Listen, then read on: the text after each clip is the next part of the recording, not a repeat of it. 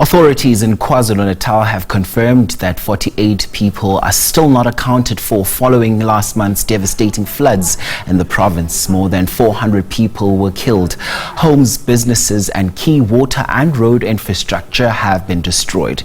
Yesterday, KZN Premier Sihle Zikalala met with business leaders in Durban. The cost of damage to businesses is estimated at 6.4 billion rands. But now we find out how ordinary people and communities affected by the floods are picking up the pieces. Local charities, churches and NGOs have combined funds and resources to help those who hold no hope as they stay into a bleak future.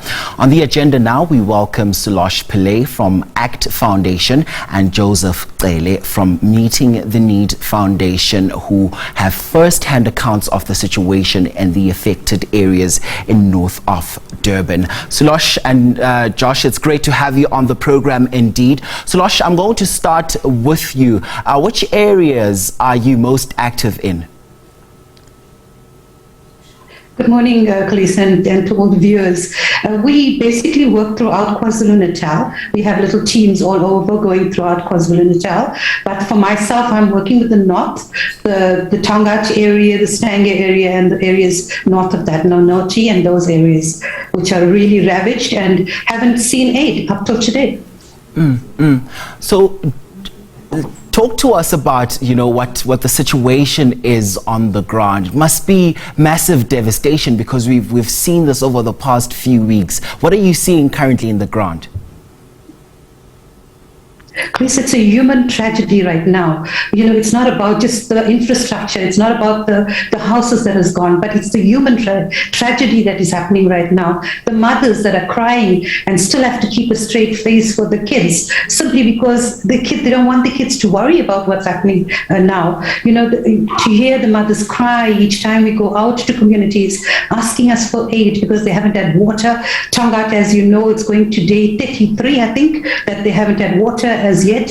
So we're on the ground giving them water as much as we can, but more in need is the love, the attention, the care that they're missing so much because they haven't got the home environment. They're scattered with families. The one family that we really met yesterday, she's got one-bedroom house, but she's housing another 7 children from a neighboring yard because they've lost everything. So that human story is the thing that gets us more than anything else. I think when we rebuild, while we are rebuilding, we need to look at that element. How do you then go out to these families? As we know, customary in our traditions, but we don't go to a psychologist. We don't know what it is to go and speak to a psychologist. So for the go-go's, for the nannies and the ajas and all of them that are out there, we need some kind of support structure that needs to be put in place. And as ACT Foundation, we are trying to look at a way we can do that.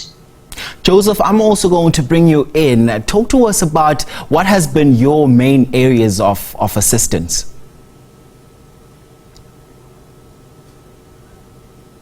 Thank you so much. The main that was help is calling Springtown and some area like Nanda. I'm telling you, and I see and still how emotional what is happening there. The space just take a flood, and the Phoenix area where there was flooding, and Verelem and Otongaat, especially for the water. That is this big situation. You can't survive without water.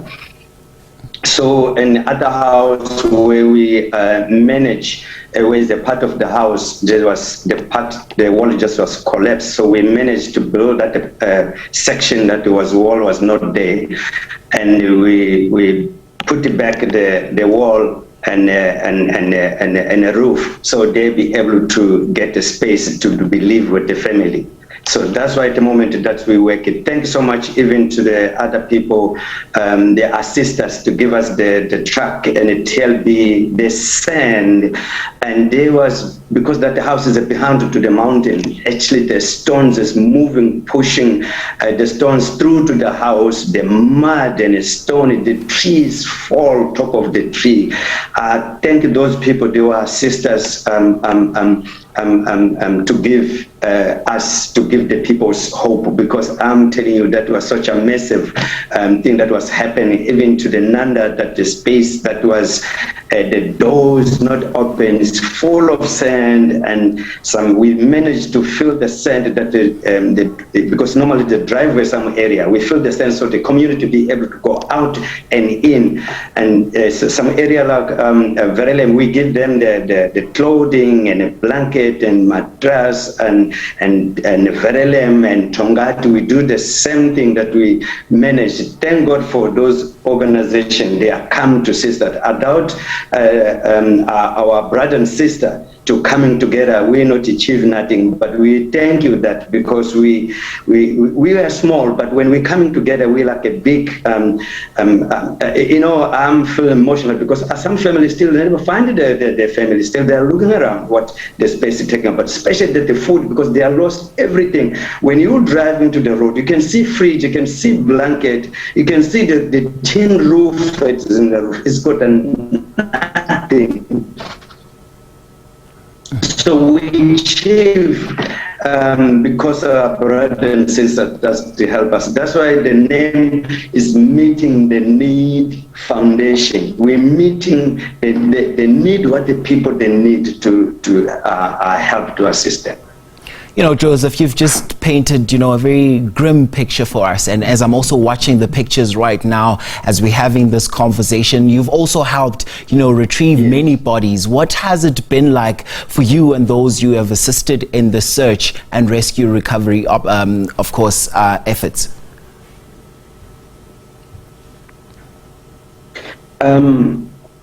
Thank you so much to give that a chance. Actually, sometimes the school can't go to the school without clothing, so they be able to function and to go to the school. And some spaces got no blanket, they lost everything. Some places no cell phone, as you see the house. Your idea, other space. I was yesterday. Actually, you can see the slab of the house. Nothing, just washed away.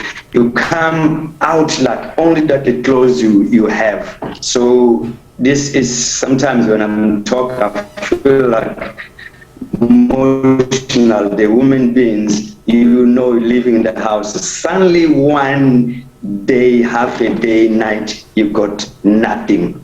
And so your house is sinking, and some way the house, it can't come out because of the sand. Because some area, it's like at the top, the other house, they're cutting the bank. What the rainwaters come, it washes the house. Your house is coming to my house. For me, you push my house in the other house, so you left with nothing. It's scary part. So we help them. We help them, and then they appreciate it, because other people, they find out, hey, I think maybe some government have forgot. No, we never forgot, but because it's not an area, so we try to assist, to encourage them. No, we can get some people, they will be helped, but be patient, because like us as a Meeting the Need, we're not a big company, but as much we can, those people, then challenge, we help. As you see the road, what is happening in the moment. What about other area? You got a car in a garage, but you can't come out. The whole your driveway, it is gone.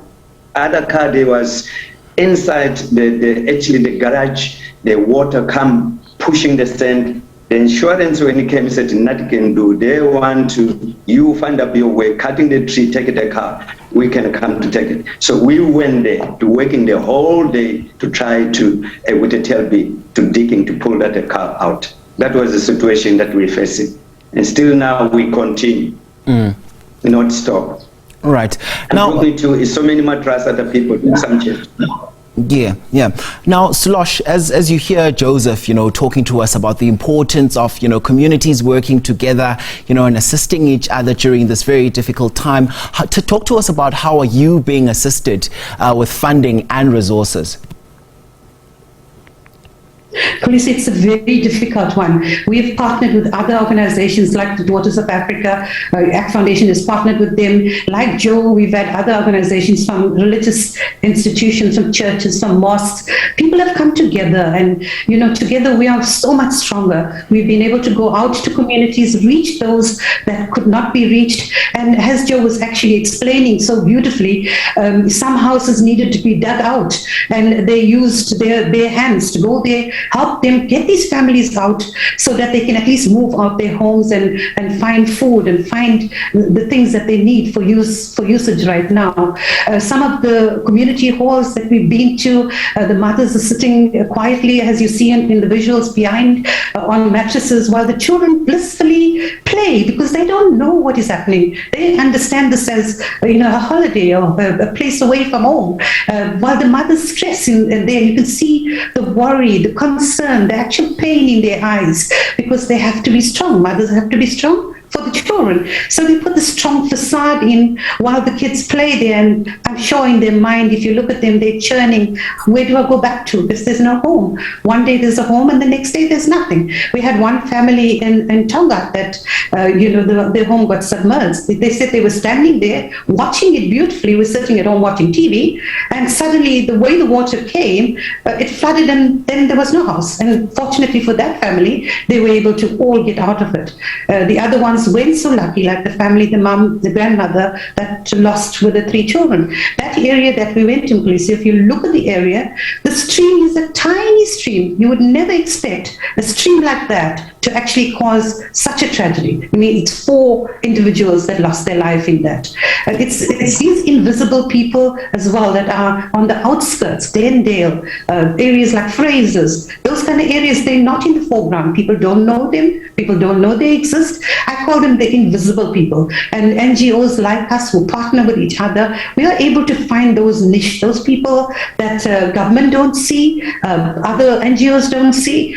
So we go and look specifically for those people that are there, that are but invisible to the mainstream media and to the mainstream people, government and all of them. So they don't have that support base. And I think for us, the niche is there to go out to the people as far as possible where help hasn't reached. As I said, this particular family is in Glendale. They haven't had help at all. And to this day, they haven't seen anybody that came in there to assist them. And we went there last week to be food parcels and all of that. And they wanted blankets and they wanted the necessities for the children. Most of the mothers, when they ask you for their kids. They really don't ask you for anything for themselves. So such is the tragedy. 2019, we had the floods, but that was more a material flood. It's possessions, it's all of those things. Yeah, it's your DNA, your very DNA that suddenly disappeared. And you're thinking, how do you go home now and tell your child why they won't see their father anymore, why they won't see their brothers anymore.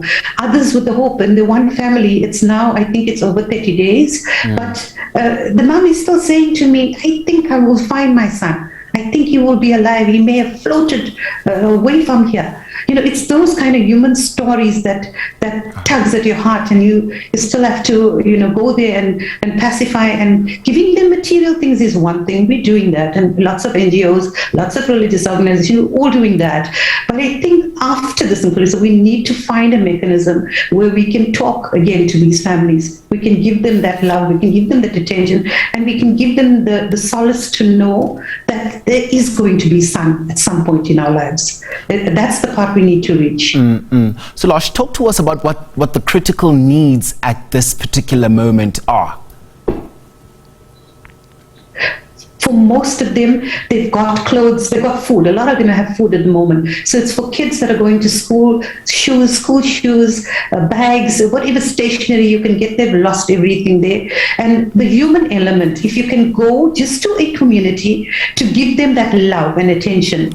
It's luxury things like a sweet. It was like, I've given them $1 million when I gave this little kid a lollipop and a piece of cake, because you must know he's been out of home. He hasn't seen these things for so long, and he's still pining, asking where his dad is, and that particular family don't know where their dad is till this day. So, and he's working out of Inanda, the Inanda area. So he's somewhere at large, but nobody knows where he is. So I think that kind of love, that attention, that time to just console them, to say, we are here for you, there are people out there, because they look at government straight, they say, okay, government hasn't come. And as much as we are there for them, they still look out for this institution that's supposed to be caring for them. Where are they? What are they doing? But on the same token, I cannot even criticize that all that much, because we went to areas that were ravaged in community centers, and we had the Sihle Zikalala Foundation that accompanied us on it. And as a mother, I saw her relate to a little child and sit on the floor and feed that child. So I think that's the element that at the moment is missing for these communities. They have material can only take them so far, and I think, but they need the comfort to know that there are people out there that we care, we listen, and we are there to help them. Thank you so much, Sulosh Pillay of local charity ACT Foundation, and Joseph Cele from Meeting the Need Foundation, among those good Samaritans helping to alleviate the suffering that was caused by the Durban floods. Thank you very much indeed for that. Now, the Takatso Consortium, the successful bidder for the 51% stake